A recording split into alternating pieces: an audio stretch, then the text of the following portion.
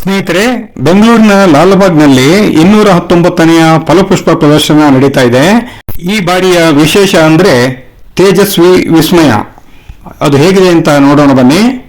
ಈ ವಸ್ತು ಪ್ರದರ್ಶನ ನೋಡ್ಲಿಕ್ಕೆ ಹೋಗ್ಬೇಕು ಅಂತಂದ್ರೆ ಶಕ್ತಿ ಯೋಜನೆಯ ಉಚಿತ ಬಸ್ ಸಹ ಇದೆ.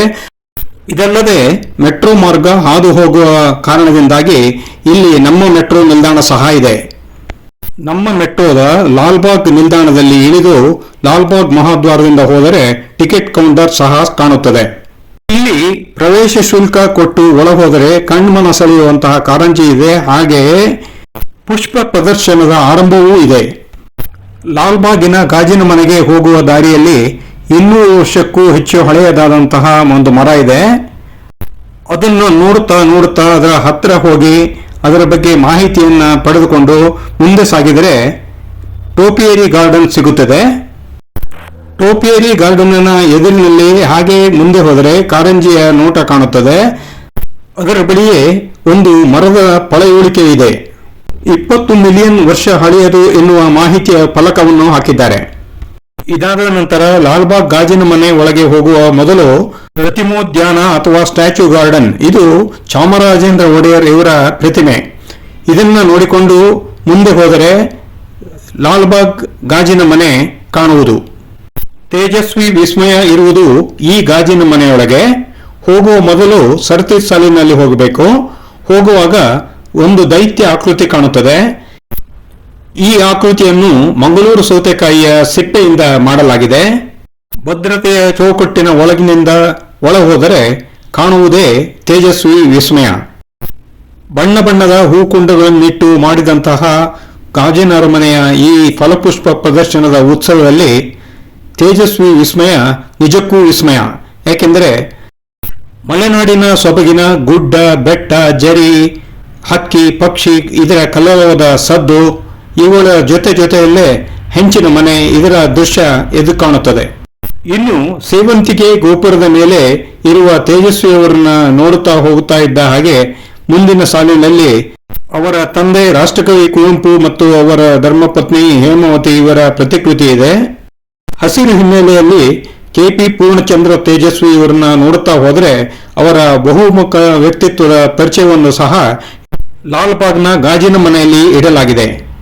ಇನ್ನು ಬೆಟ್ಟ, ಕಾಡು, ಹಸಿರು ಇದರ ಮಧ್ಯೆ ಇರುವಂತಹ ಕುಪ್ಪಳಿಯ ಹೆಂಚಿನ ಮನೆಯನ್ನು ಸಹ ಈ ಗಾಜಿನ ಮನೆಯಲ್ಲಿ ತೋರಿಸಲಾಗಿದೆ. ಅಪರೂಪದ ತಂದೆ ಮಗನ ಸ್ಕೂಟರ್ ಸವಾರಿ, ಕೆಪಿ ಪೂರ್ಣಚಂದ್ರ ತೇಜಸ್ವಿ ಇವರ ಮೀನು ಶಿಕಾರಿ, ಮಿತ್ರನ ಜೊತೆ ಸೈಕಲ್ ಸವಾರಿ, ಹೀಗೆ ಒಂದೋ ಎರಡು ವಿಶೇಷವಲ್ಲ, ಬೆಟ್ಟದಷ್ಟು ಸಾಧನೆ ಮಾಡಿರುವಂತಹ ಶ್ರೀ ಕೆಪಿ ಪೂರ್ಣಚಂದ್ರ ತೇಜಸ್ವಿ ಇವರ ಬಹುಮುಖ ವ್ಯಕ್ತಿತ್ವದ ಪ್ರತಿ ಮುಖಗಳನ್ನು ಸಹ ಇಲ್ಲಿ ಒಪ್ಪವರಣವಾಗಿ ಜೋಡಿಸಿಡಲಾಗಿದೆ. ಹಲವು ಭಾವಭಂಗಿಯ ಕವಿಯ ಫೋಟೋ, ವಿಡಿಯೋ ಮಾಡಿಕೊಳ್ಳುತ್ತಾ ಸೆಲ್ಫಿ ತೆಗೆದುಕೊಳ್ಳುತ್ತಾ ಮುಂದೆ ಸಾಗುವವರೇ ಹೆಚ್ಚು. ಹೀಗೆ ಫಲ ಪುಷ್ಪ ಪ್ರದರ್ಶನದ ಮಧ್ಯೆ ಒಂದರ ನಂತರ ಒಂದೊಂದು ವಿಭಿನ್ನವಾಗಿರುವಂತಹ ಪ್ರತಿಕೃತಿಗಳನ್ನ ನೋಡುತ್ತಾ ಹೋಗ್ತಾ ಇದ್ದರೆ ಹೊತ್ತು ಹೋಗುವುದೇ ಗೊತ್ತಾಗುವುದಿಲ್ಲ. ಹೀಗೆ ಪ್ರತಿಕೃತಿ ದರ್ಶನ ಒಂದೆಡೆಯಾದರೆ ಸಿರಿಧಾನ್ಯದ ಸಿರಿಯ ದರ್ಶನ ಮತ್ತೊಂದೆಡೆ. ಒಟ್ಟಾರೆ ಎಲ್ಲವೂ ನೋಡುಗರ ಗಮನವನ್ನು ಸೆಳೆಯುತ್ತದೆ. ಇದರ ಜೊತೆಗೆ ಕುವೆಂಪುರವರ ಮಂತ್ರಮಾಂಗಲ್ಯದ ಮಂಟಪದ ಮಾಹಿತಿ ಸಹ ಇಲ್ಲಿ ಇದೆ. ಇನ್ನೊಂದು ವಿಶೇಷವೆಂದರೆ ಪೂರ್ಣಚಂದ್ರ ತೇಜಸ್ವಿ ಮತ್ತು ರಾಜೇಶ್ವರಿ ಇವರ ಮದುವೆಯ ಆಹ್ವಾನ ಪತ್ರಿಕೆಯ ಕುವೆಂಪುರವರು ಮಾಡಿದ್ದ ಹಸ್ತಪ್ರತಿ ಮಂತ್ರಮಾಂಗಲ್ಯದ ಮಂಟಪದ ಎದುರಿಗೆ ಇದೆ. ಶ್ರೀಮತಿ ರಾಜೇಶ್ವರಿ ತೇಜಸ್ವಿ ಇವರ ಪ್ರತಿಕೃತಿ ನೋಡುತ್ತಾ ಪುನಃ ತೇಜಸ್ವಿ ವಿಸ್ಮಯದ ಒಂದು ನೋಟವನ್ನ ಮತ್ತೊಮ್ಮೆ ನೋಡಿ ಕಣ್ತುಂಬಿಕೊಂಡು ಹೊರಬರಲು ಮನಸ್ಸೇ ಆಗುವುದಿಲ್ಲ. ಜನವರಿ 26ರವರೆಗೆ ಇರುವ ಈ ಪ್ರದರ್ಶನವನ್ನ ಬೆಂಗಳೂರಿನ ಮತ್ತು ಸುತ್ತಮುತ್ತಲ ಪ್ರದೇಶದವರೆಲ್ಲರೂ ಹೋಗಿ ನೋಡಿ ಬರಬಹುದು. ಪುರಾತನ ಕಾಲದಿಂದಲೂ ಇರುವ ಲಾಲ್ಬಾಗ್ ಹಸಿರಿಗೊಂದು ಹೆಸರು.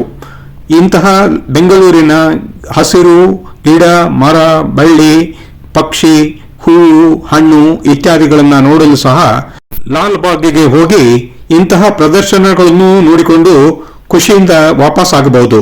ಸ್ನೇಹಿತರೆ, ಮನೆ ಮಂದಿ ಸಹಿತ ಹೋಗಿ ಬನ್ನಿ. ಈ ವಿಡಿಯೋ ಇಷ್ಟವಾಯ್ತಲ್ಲ, ಒಂದು ಲೈಕ್ ಕೊಡಿ. ಹಾಗೆ ಇದನ್ನ 26ರವರೆಗೆ ಪ್ರದರ್ಶನ ಇರುವುದರಿಂದಾಗಿ ಬೇಗನೆ ಶೇರ್ ಮಾಡಿ, ಇತರರಿಗೂ ಅನುಕೂಲವಾಗಲಿ. ದಯವಿಟ್ಟು ನಿಮ್ಮ ಕಮೆಂಟನ್ನು ಕಮೆಂಟ್ ಬಾಕ್ಸ್ನಲ್ಲಿ ಹಾಕಿ. ಹಾಗೆ ಇನ್ನೂ ನನ್ನ ಚಾನಲ್ಗೆ ಸಬ್ಸ್ಕ್ರೈಬ್ ಆಗಿರದಿದ್ದರೆ ಸಬ್ಸ್ಕ್ರೈಬ್ ಆಗಿ. ಮತ್ತೆ ಮುಂದಿನ ಸಂಚಿಕೆಗಾಗಿ ಕಾಯಿರಿ. ಧನ್ಯವಾದಗಳು.